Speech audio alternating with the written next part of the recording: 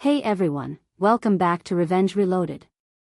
The second I spotted my sister Nadia murmuring to some unknown guy at my wedding rehearsal supper, pointing my way with a sly grin, I knew she was gearing up to wreck it all. What she had no inkling of was that I'd been secretly documenting her shady dealings for 7 months straight. My name's Clara Donovan, and I'm 30 now. What you're about to dive into is how my own sister recruited detectives to sabotage my big day, attempted to paint me as a crook and deceiver, and wound up in federal cuffs instead. But let's roll it back to the start, because this tangled mess kicks off with the passing of the one soul who truly pegged Nadia for what she was. Before we get deeper, smash that like button and drop in the comments where you're tuning in from and what time it is on your end. Thanks a bunch. 9 months back, my grandma Evelyn slipped away after a tough fight with heart issues. I'd dedicated the final 3 years of her life as her main helper, shuttling her to checkups, handling her pills, and sitting up through endless nights when pain kept her awake. My older sister Nadia, 6 years ahead at 36, was perpetually swamped with her high-flying real estate gig to lend a hand. She'd pop in every 6 weeks with wilted blooms from the corner store and linger for precisely 30 minutes, mostly scrolling her device. When the estate was unveiled, Nadia practically imploded in the attorney's suite. Grandma Evelyn had bequeathed me $180,000 and her trove of antique watches, including the Victorian pocket watch from 1895 that had passed through our line for ages. Nadia got $60,000. Period. The attorney also noted that Grandma held 35% of the family logistics firm that Nadia oversaw, and those stakes would stay locked in trust for the moment. Nadia's cheeks flushed like boiled beets. She bolted up so quickly her seat clattered back, and through clenched jaws, she snarled that there had to be an error. The attorney coolly played Grandma's recorded statement from 4 months prior, where she laid out her intentions and rationale. In the clip, Grandma stared straight into the lens and declared that care shows through deeds, not chatter. And she aimed to honor the granddaughter who'd demonstrated genuine care. That should have sealed it. But I knew Nadia. She'd always been the star kid, the untouchable one. Married to Alex, a top-tier consultant, residing in a sprawling estate in Connecticut, cruising a BMW pricier than most folks' yearly pay. The notion that the grandma she'd neglected had picked me, the community center coordinator with the cozy flat and Honda Civic, was utterly intolerable to her. The odd occurrences began 4 weeks post-funeral. First, my chatty neighbor Mr. Wilkins mentioned a polished young fellow inquiring about me, probing if I'd lately inherited cash or splurged big. Then, the delivery guy noted someone snapping pics of my packages before I grabbed them. My building super rang to confirm my job, cause someone posing as a loan officer had doubts about my rent reliability. But the real kicker was Nadia abruptly feigning the doting sibling. She'd swing by my place with boxed pastries still sealed, swearing she'd slaved over them all afternoon and had leftovers. She'd slyly quiz me on my finances while faking admiration for my engagement band from David, my fiancé of 3 years. The woman who'd barely acknowledged me since college was now visiting thrice weekly with flimsy pretexts. In one drop-in, she straight up asked if I'd been wrestling guilt lately, 'cause I seemed tense. This from the sister who'd once sneered that coordinating programs was for folks who couldn't hack real careers. I poured her decaf from my budget pot and observed her fake enjoyment while angling for details on Grandma's bequest. She kept harping on how pricey nuptials were nowadays, pondering aloud how David and I could swing the stunning spot we'd picked at the lakeside manor. Truth was, David's kin ran a landscaping outfit, and we'd socked away for our ceremony for 4 years. We didn't tap Grandma's funds for it, but Nadia couldn't fathom 2 average earners affording nice without swindling or fibbing. She perched there in her tailored blazer with her Chanel bag claiming half my end table, hinting maybe to revisit the estate to ensure an equitable split. I countered that the only revisit needed was her take on equitable. 3 months before my wedding, matters ramped up wildly. My pal Jenna, who clerked at the neighborhood bank, tugged me aside over coffee and muttered that someone had been sniffing around my balances. She couldn't spill deets for privacy, but flashed security clips of a guy in a rumpled suit flashing Nadia's pic on his device to the branch head. That's when I clocked Nadia had enlisted sleuths. The next day, I mounted a smart cam and began logging all. Within days, I had clips of 4 distinct guys snapping my complex, my ride, even tailing me to the market. One was so blatant the store guard asked if I required aid. The sleuth actually faked interest in gluten-free bread while loitering in the dairy section. Nadia's twisting of our dad kicked in around then. Dad had stayed neutral on the estate, saying Grandma had rights to a lot as she saw fit. But abruptly he started phoning with worries. Had I leaned on Grandma when she was frail? Was I certain the estate was legit? Had I perhaps swayed her when she wasn't clear-headed? These weren't his phrases. I could almost hear Nadia's echo in his mouth. Then the ceremony was sabotaged. First, our baker phoned to bail, claiming tip-off we'd dodged the tab. When I dug, they confessed a concerned kin had cautioned us. Next, the band had a sudden booking clash that hadn't existed days prior. The site got an anonymous gripe about permit issues and hinted at axing our deal. That's when Alex, Nadia's hubby, reached out. He begged to meet at a quiet cafe, glancing over his shoulder like in a thriller flick. The guy was legit terrified of his spouse. He slipped a binder across and confessed Nadia had hired not 1, not 3, but 5 detective agencies. She'd burned over $40,000 of their nest egg to prove I was a swindler. Alex showed me statements, emails to the gumshoes, even a chart where Nadia tracked my supposed deceptions. She'd labeled columns like monetary tricks, elder mistreatment clues, and psychological red flags. Under that last, she'd noted my program coordinating my job as a sign of unstable choices. I couldn't help chuckling, which eased Alex a tad. He revealed Nadia had grown increasingly unhinged, pulling all-nighters on estate law, obsessed with overturning if she could tag me unfit. She'd consulted 7 attorneys, all saying no case. But Nadia didn't take no. Never had. In college, when she lost the sorority presidency, she pushed to disqualify the victor on a flyer technicality. The ugliest was how she poisoned the wider kin against me. Told our uncles I'd barred Grandma from visits during illness. Told cousins I'd pilfered heirlooms from Grandma's place pre-reading. Even told Great-Aunt Louise I'd schemed to flip Grandma's cottage and hoard the proceeds, though the cottage sold years back for Grandma's care, and Nadia handled that sale. But Alex unveiled something darker. He'd been logging odd transfers in Nadia's firm accounts, hefty sums to shadow firms, bills mismatched to deliveries, deals with entities that seemed phantom. He suspected Nadia was skimming from the family logistics outfit, where Grandma was silent stakeholder. He'd been compiling for divorce. But now he pondered if it ran deeper. I launched my probe that eve. David assisted scouring public filings, corporate registries, and accessible ledgers. What we unearthed turned my stomach. Nadia had been diverting funds from the outfit for at least 3 years, coinciding with Grandma's declining health and lax oversight. Meanwhile, Nadia kept up her caring sis act. She'd ring sobbing, claiming she just aimed to shield me from fiscal blunders. Brought outdated bridal zines from her attic, pitching spots long shuttered. Even volunteered for planning aid, then suggested suppliers either defunct or so pricey they were meant to bleed my savings. Her theatrics were so lame David dubbed them Nadia's amateur hour drama. The deeper I delved into Nadia's skimming, the clearer her panic became. Using Grandma's scribbled login from her planner, I accessed the firm's digital vault. 3 years of tampered bills, bogus supplier payouts, and cryptic advisory fees all traced to shells in Panama. Nadia had siphoned over $600,000 while Grandma faded. The method was crafty but callous. Started modest, $15,000 here, $20,000 there. Always during Grandma's hospital stays, knowing scrutiny lapsed amid health worries. By Grandma's passing, Nadia had fabricated a whole ghost network, complete with sham firms to channel cash abroad. I grasped why Nadia needed to smear me so badly.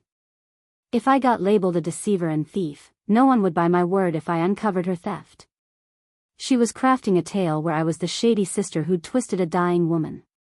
That way, if I ever spotted the missing funds, she could claim I was deflecting my own wrongs. Subscribe if you're hooked on this wild ride. And please tap like. Your support fuels more of these insane kin sagas. This one's about to amp up even more. The nuptial prep plodded on despite Nadia's meddling. David's kin rallied in ways that warmed my heart to tears. His mom phoned her network and scored us a fresh baker. His dad's crew volunteered to rig decorations. His nana, a spirited 82-year-old named Gertie, rang Nadia and warned that if she dared white at the wedding, she'd personally boot her. Gertie had wed 5 times and boasted she could spot a schemer from a block off. But Nadia persisted. Began crashing vendor meets, faking aid while spying for her grand unveiling. She'd corner the coordinator and quiz on deposits. Told the DJ there might be kin drama and to keep the mic hot. Even approached the officiant, hinting he stressed truth in vows.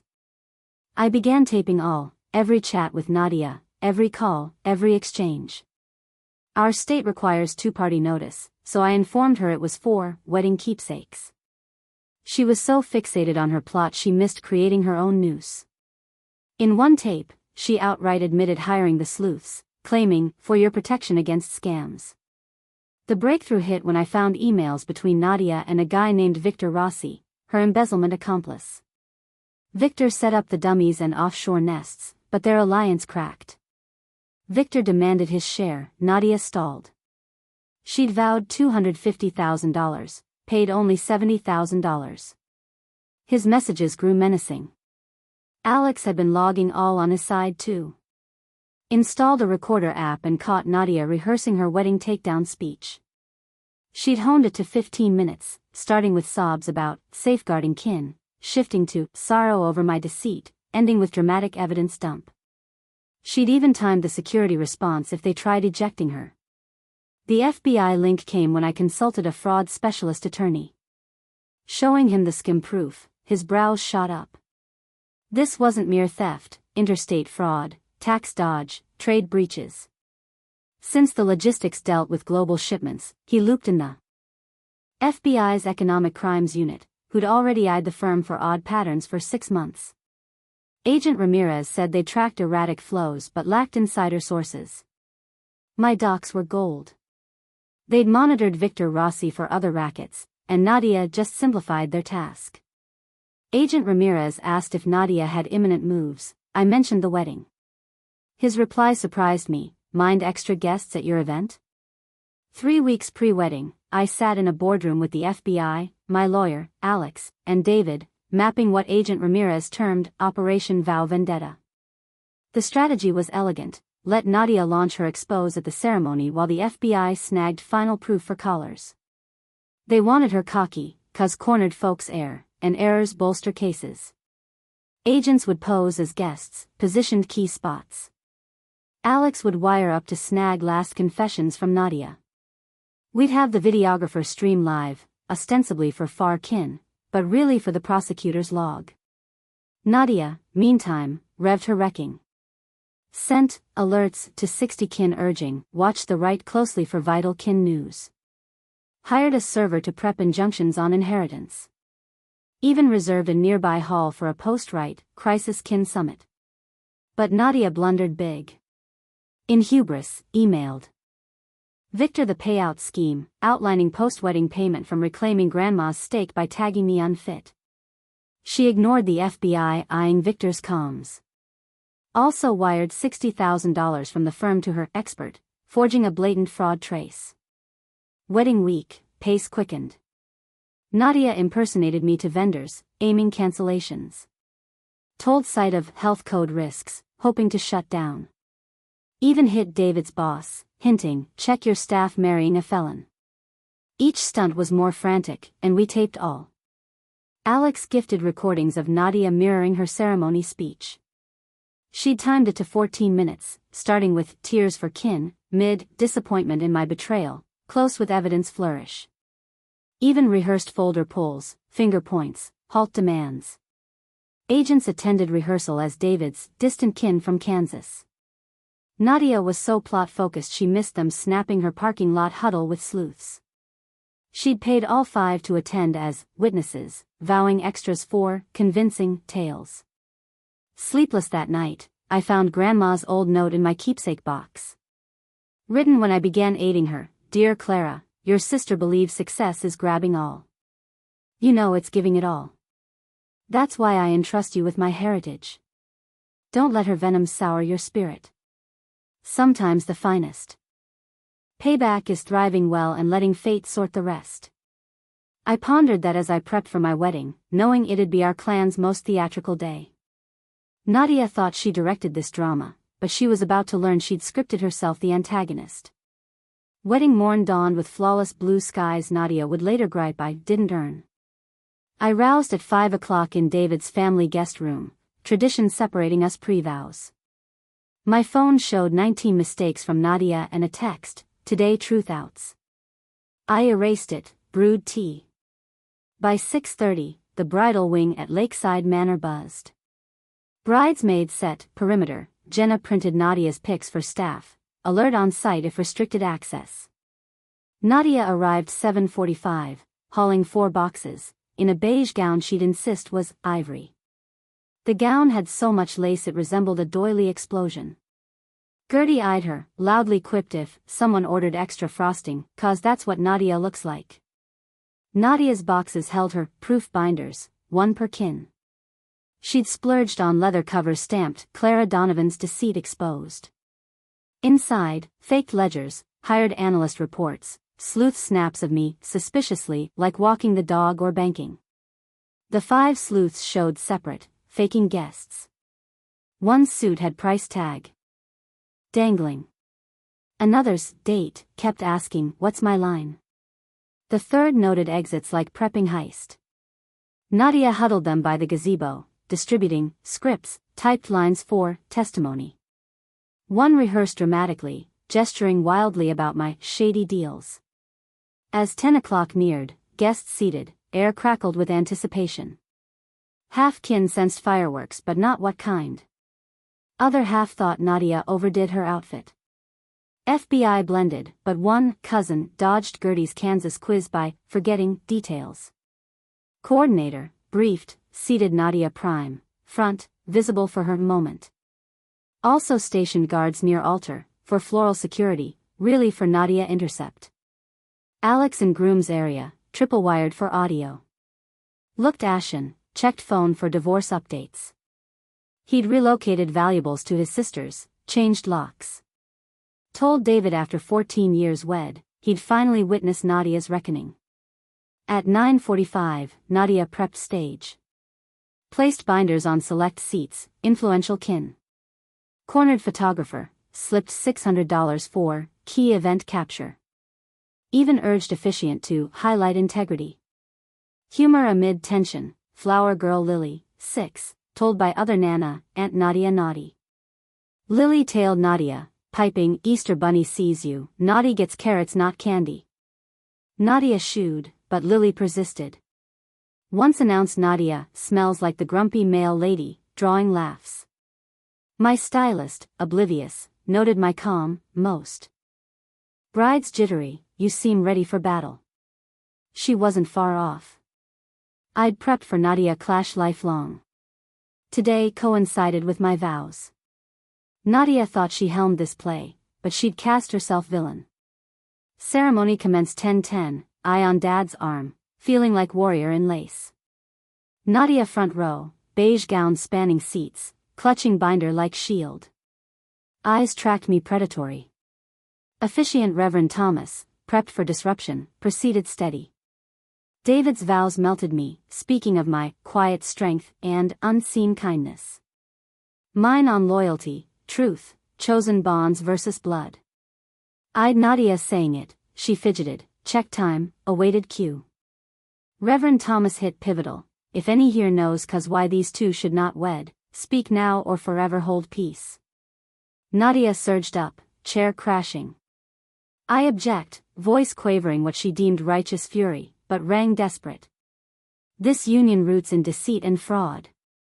Crowd inhaled. Photographer snapped furiously.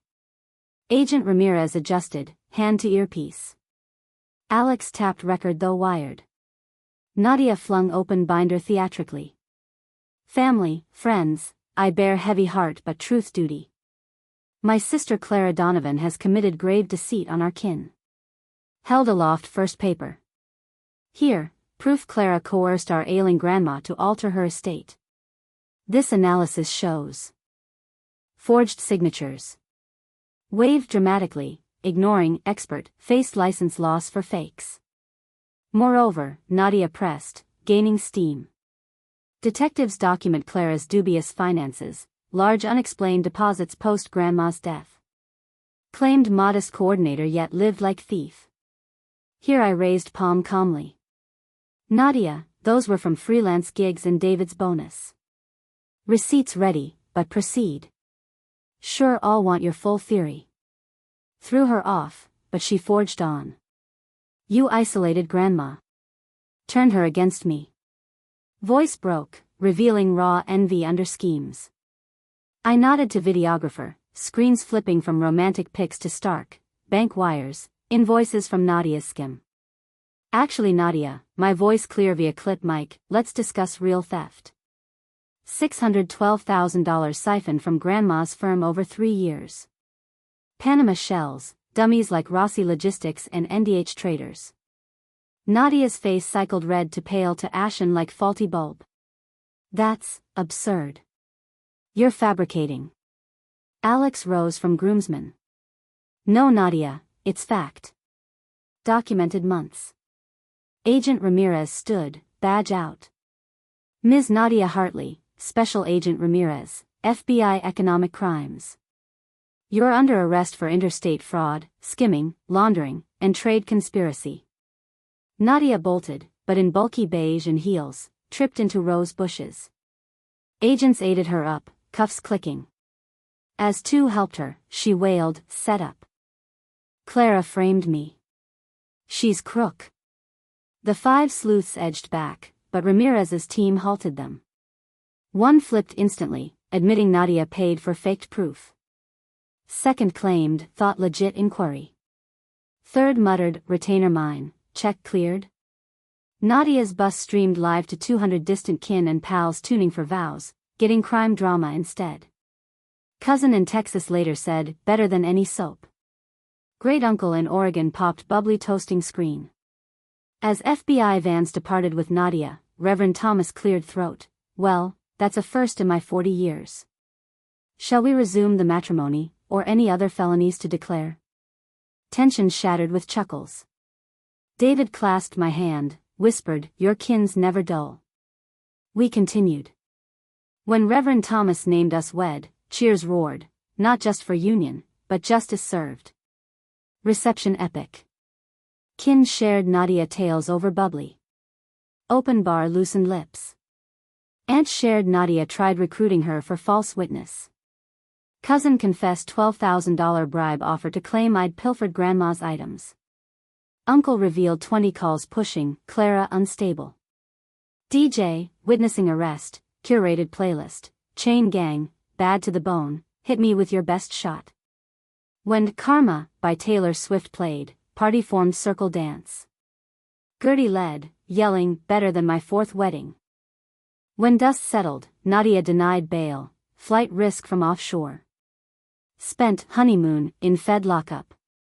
Inmates, per Alex's lawyer contacts, eager for wedding arrest scoop. David and I jetted to Maui next morn. At airport, gate agent recognized from viral clip, you're the bride whose sis got busted. Girl, that was gold. Your grandma beaming from above. 3 months on, I visited Nadia in detention. She'd thinned, chic garb swapped for orange, nails bare, but illusions intact. Spent visit claiming, misunderstanding, Clara's conspiracy, FBI aired.